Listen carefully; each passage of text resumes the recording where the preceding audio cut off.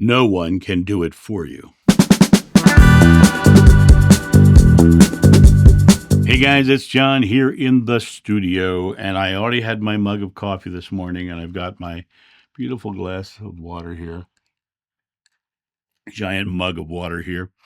And I wanted to hop on and talk about the concept of no one can do it for you, because I get a lot of people who come to me with the idea of I need you to tell me my purpose. I need to tell me how I can do this, and what they're actually looking for is there's someone to do it for them. Many people will often come with the question of how do I, which is great. I love to see people who are looking for the creations. But the interesting thing is all the power is within you. It always has been, and it always will be.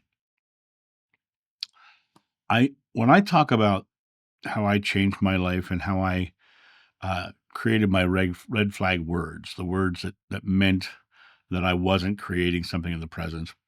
One of the biggest ones that stood out was the word how. How, when you look at the word how, it's the belief that it's not happening now and that you're looking for a solution.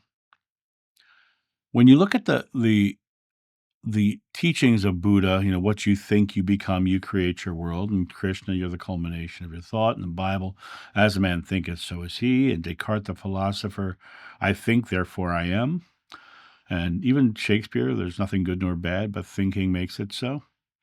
Our thoughts are the creative element of our world.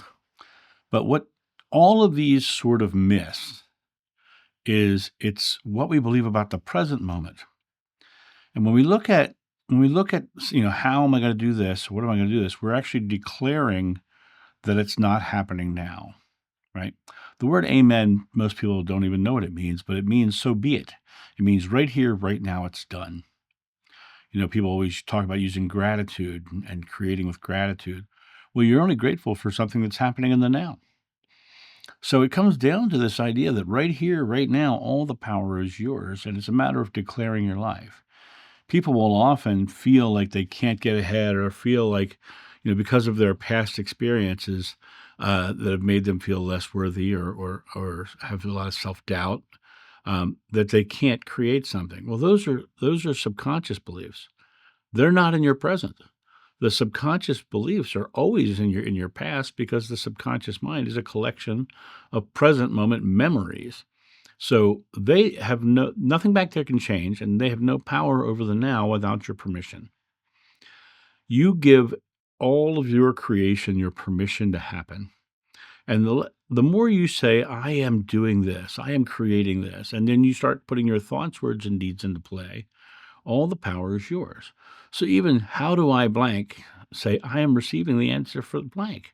I am joyfully, changing my life. I am doing this now. The interesting thing is there isn't only one way to get there. People are looking for the truth, and truth is subjective.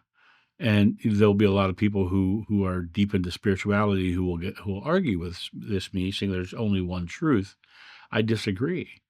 Yeah, I know a lot of people who don't believe the same thing I do, but they're beautiful, loving people. I think they've found their way. In my Father's house, there are many mansions. So the how is of your choosing. The how is for you to say, I am doing this. I am creating that. I am living a life of understanding my greater awareness. Tonight, I am sleeping 8 hours of sleep and enjoying the dreams of the other side. You have all of the power. The power is always within you and no one else, because you are living your personal journey here in the experience, feeling the separation from your source. And it's for you to walk that journey. My mom, my beautiful mom, and but who's on the shelf over here, she said spirituality is a personal journey, and she was absolutely right. It's a personal journey. Each one of us is living our own personal journey. This guy once said to me, when you seek a path is laid before you, but until you turn the path back to yourself, you never find the doorway. And it comes down to you realizing that you are the one turning back to yourself. All creation comes from your experience. I often tell the story about traveling through Egypt and being treated like family to everybody I met, but I believed that was my experience when I was going, and I treated everyone like family, and I received that in return. Then I ran into another American who everywhere he went, people wanted to fight him. But that's what he expected. That's what he created. All the outer experience comes to you from your belief about the present moment. There is nothing good nor bad, but thinking makes it so. And so if you are thinking you don't have the information, then declare you're receiving it. I am receiving all of the information to step into my greater awareness. I am choosing to live a loving, joyful, happy life. People are often lost in the search for purpose. And the reality of it is there's no greater purpose than to live a loving life. There's no greater purpose because you become the bright spot for other people to choose to live a loving life, to see you as an example of how life can be, how to live joyfully and happily. You get to be the person who says, look, you're okay, and I'm okay, and we're having a great life because together we're having a great life. That's why when I went to Egypt, I was welcomed into homes and treated like family, got special meals made for me, and I treated everyone, and it didn't matter what stature they were, whether they were a wealthy, very important man or whether they were the guy who's renting camels on the Giza Plateau. I befriended them all because I believed in oneness with God and that there's no person in this experience that's not one with God. And some of them are living terrible, horrible lives because that's their choice. They've not taken their power, right? I will often say that you're writing the story of your life, but until you acknowledge that, you're going to be a character in somebody else's. You're gonna start writing that I'm a victim of that person because that person has done this thing, and now I've chosen to make that my victim story, so that my present moment belief is now being a victim of that experience. I think it's really important that we look at this idea of all the power is within us, with the full awareness that that power is only wielded in the present moment.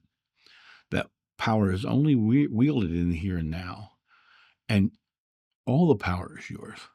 It always has been. It always will be. It'll always be there, and it's a matter of you grabbing the wheel and steering, because that's really the secret to stepping into your own power. And no one else can grab the wheel. Only you can grab the wheel of your life and create something beautiful. And that's my thought on this. You guys have a great day, and I'll talk to you soon. See ya. Bye.